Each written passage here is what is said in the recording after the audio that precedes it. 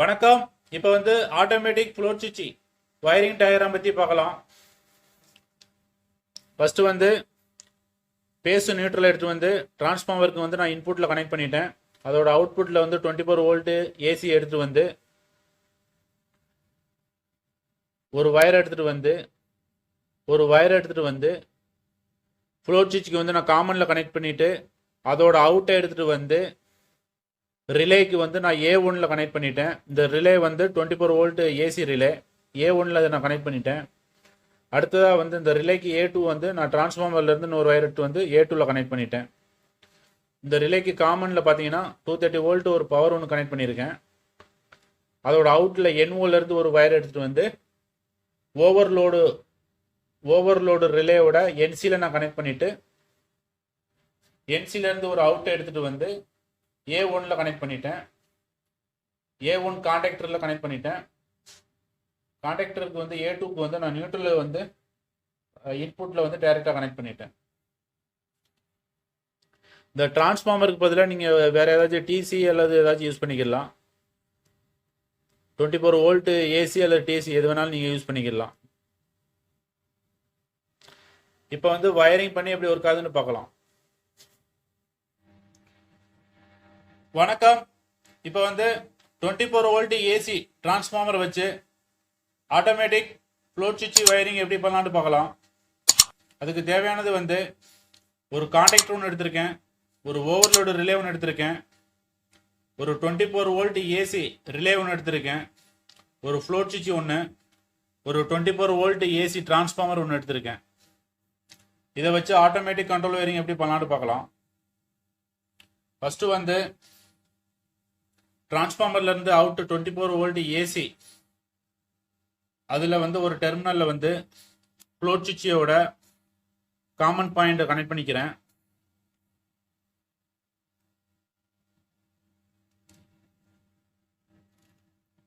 அடுத்ததாக வந்து float சுவிட்சோட NC வயரை வந்து ரிலேக்கு வந்து A1ல் கனெக்ட் பண்ணிருங்க. ரிலேயோட A1ல் கனெக்ட் பண்ணிருங்க.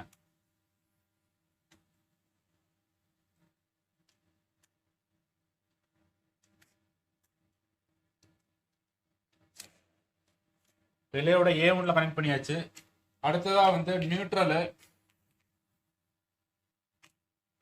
ரிலேக்கு வந்து A2ல வந்து நம்ம வந்து டிரான்ஸ்ஃபார்மர்ல இருந்து ஒரு மைனஸ் கனெக்ட் பண்ணிக்கலாம். ரிலேல இருந்து டிரான்ஸ்ஃபார்மர்ல இருந்து ஒரு வயர் எடுத்து வந்து ரிலேக்கு வந்து நான் A2ல கனெக்ட் பண்ணிக்கிறேன். இது வந்து நியூட்ரல் A2ல கனெக்ட் பண்ணியாச்சு. இப்போ பார்த்தீங்கன்னா டிரான்ஸ்ஃபார்மர்ல இருந்து ஒரு அவுட்புட் பேஸ் எடுத்துட்டு வந்து 24 வோல்ட் ஏசி ப்ளஸ் எடுத்துட்டு வந்து ரிலேக்கு வந்து நான் A1ல கனெக்ட் பண்ணிட்டேன். அதோட மைனஸ் டிரான்ஸ்ஃபார்மர்ல இருந்து ஒரு வயர் மைனஸ் எடுத்து வந்து ரிலேக்கு வந்து நான் A2ல கனெக்ட் பண்ணிட்டேன். அடுத்ததாக வந்து பிரேக்கர்ல இருந்து ஒரு பேஸ் எடுத்து வந்து பிரேக்கர்ல இருந்து ஒரு பேஸ் வயர் எடுத்து வந்து ரிலேக்கு வந்து நான் காமன்ல கனெக்ட் பண்ணிக்கிறேன். ரிலேவோட காமன்ல கனெக்ட் பண்ணிக்கோங்க.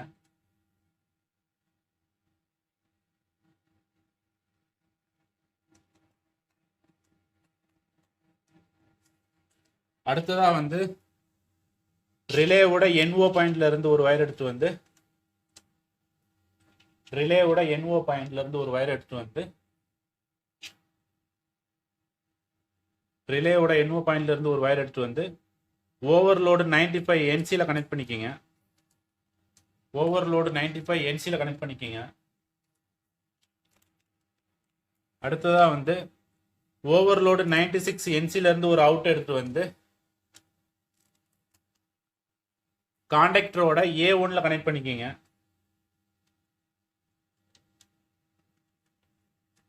கான்டாக்டரோட A1ல கனெக்ட் பண்ணிக்கோங்க.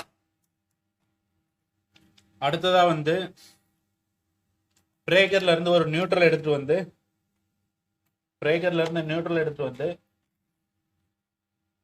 கான்டாக்டரோட A2ல கனெக்ட் பண்ணிக்கோங்க.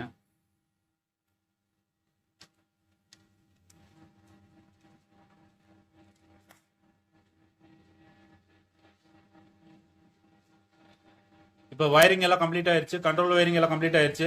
இப்போ வந்து பவர் வயரிங் பார்த்தீங்கன்னா பிரேக்கர்ல இருந்து ஒரு பேஸ் எடுத்து வந்து கான்டாக்டுக்கு வந்து நான் இன்புட் பேஸ் நியூட்ரல் வந்து நான் இன்புட் கனெக்ட் பண்ணிட்டேன். அதோட அவுட்புட்ல வந்து ஒரு இண்டிகேஷன் லேம்ப் கனெக்ட் பண்ணியிருக்கேன் டெஸ்டிங்காக. இப்போ வந்து வயரிங் எல்லாம் கம்ப்ளீட் ஆயிடுச்சு. இப்போ ஆன் பண்ணி எப்படி ஒரு காதுன்னு பார்க்கலாம். ஃபர்ஸ்ட் நான் வந்து பிரேக்கர் ஆன் பண்ணிக்கிறேன்.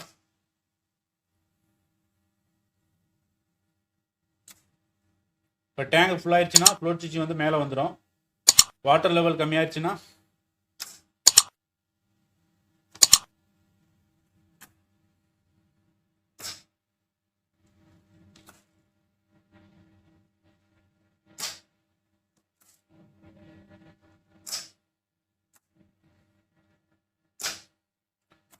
நம்ம வந்து 24 வோல்ட் ஏசி டிரான்ஸ்ஃபார்மர் அல்லது 24 வோல்ட் டிசி இதை வந்து நம்ம ஃப்ளோட் சுவிட்சுக்கு ரெண்டுக்கும் use பண்ணிக்கிடலாம்.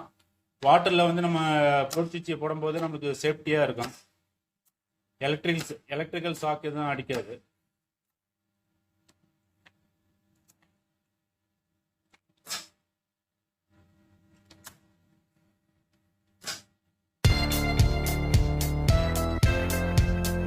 Thank you for watching video.